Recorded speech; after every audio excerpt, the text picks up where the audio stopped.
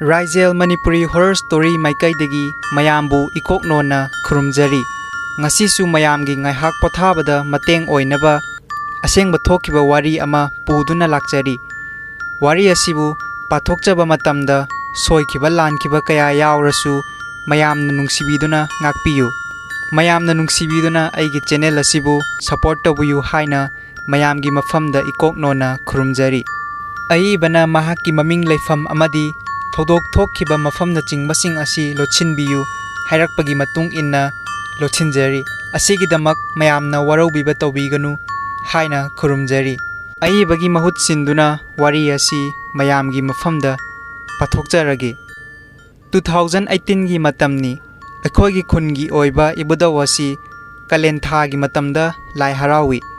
Laiharaoba adu numit 10 ni chupna haraugani haina ahal laman akhang ahaising tanaduna lepnari. Asumna ibudawgi thodok kumai sanarakpa nipanni chnba numitki ayukta mabigi laifaw faurakpada asumna hairakhi. Oigi lamdang oiribi mamomloi nabudaw aina yengbada mami samna ui chatok khotokpada cheksanna chatlu asumna laifaw faukhirami. Aduga aibana asumna su hairai adudi mabigi laifaw adu matam kuiraba oibana chapchaba adudi ningsingba thoktre ahal laman singdagi hangjabani asumna habirai.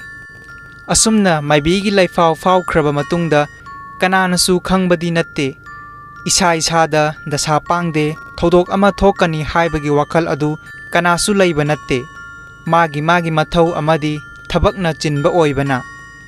Matam madu class 10 metric exam su haidokpa matamni. Nungtil aduwaidani.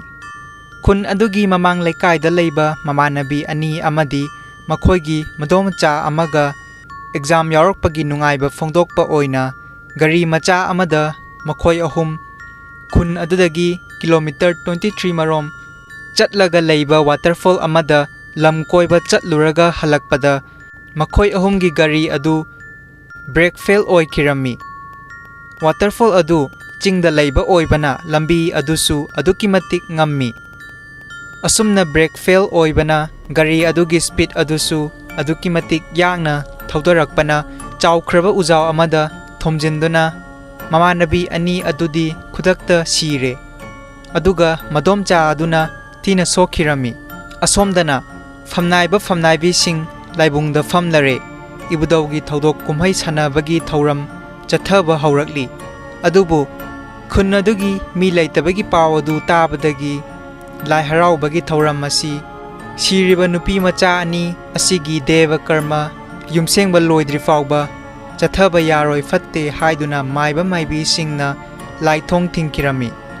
Mayamna chamamnaramba yai adudi khungang macha singdadi Laiharaobagi thauram asi khun adugi mi laitaba yauragadi laitriba miyoi adugi yumsengba loidri fawba Laiharaobagi thauram asi yaithoknai.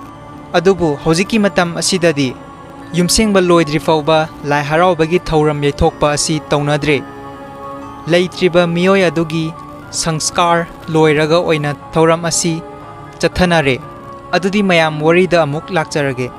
Asumna laithong thingkraba matungda matam madu thodok amadagi matam kuina maisu lakhide. Aduna khun adu numidangi matam yaubaga pungmam mammi.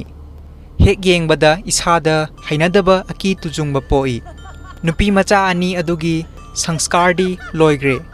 Aikhoigi khun asi main road tagi aikhoigi khun taba lambi changpham ani lei. Hairiba lambi ani asi main road tagi na khun fawba khara lapnai. Lambi ani asida mi poloifam amamam lambi nakanda thammi. Ibotomba mahak thabak ama chatluraga magi cycle adu thauraga lai. Mana laiba lambi adu nupi macha ani adugi sanskar tawkiba mi poloifam leiriba lambi adudani. Ibotomba asum lakpana mi poloifam adu yorakpada mahak masa adu yamna ingammi aduga yamna sukirami. Mang aduda chawkhraba khongnangkhong ani su leiri. Mana khongnang amada hek yengubada khongnang adugi achauba masa amada fingau setpi nupi ani khak makhong adu yanthaduna wari murum sanaduna famduna leiba adu इबोतोमन उरे मधु उरुबदा महाक कीबना लोइरे थौरिबा cycle अदु चप लेप्तुना तुंगहनसी कदाय हल्लोइसी कदाय तौफम खंगद्रे अदुबु महाक अकीबा मयाम अदु फजंदुना युमददी यौरगे खंदुना खोंगनेट थुना लैदुना cycle अदु थौबा हौरकपदा खोंनांग अदुदा फमदुना लैरिबा फिंगौ सेटपी अनि अदु सट लैथोरक्तुना इबोतोम्बगी Ming नासोन पिकना कौरई मधु तारुबदा इबोतोम्बा लैजबी थादुना साइकल अदु कन्ना थौरी अदुबु थौरी हाइजबदनी मंगमदी इसाम सांद्रे साइकल दुसु इरुम लुम्बा दौना तौरी अदुबु इबोतोम्बा तुंग हन्ना येंगदे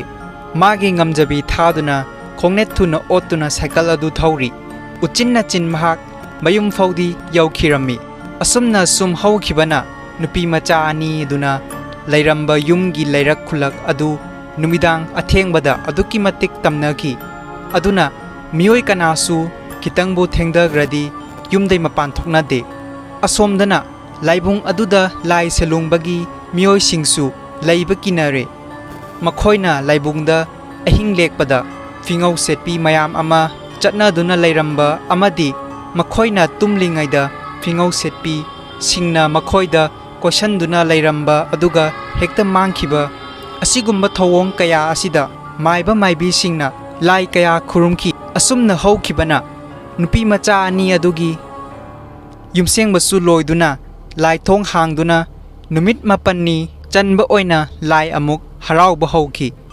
adubu mi itak ta'i hanadawna mi mayam ama tindre asumna lairoi su loiduna laiharaoba adu loisinki adudagi tamnaramba kaya adusu taukhidre adubu numidang athengbada laibong adu lanlaga chatpada nungreng gumba chaisilakpa marak marakta tawi asumna haukhibana hojikti लाइबुंग अदु करीसु तौखिद्रे मी चथोक चछिंदा अकीबा पिरकपा कया अदु तौखिद्रे लाइहराउबा निपानि चनबा नुमित हाइरिबा वारी असि मतांग असिद लोइसिनजरे अईबना वारी असि समलबना इरे असुमना हाइबिराई असिगिदमक्ता मयामना वरौबिबा तौबिगनु वारी असिबु पाथोकचबा मतमदा सोइखिबा लानखिबा कया यावरसु मयामना नुंसिबिदुना ngakpiyu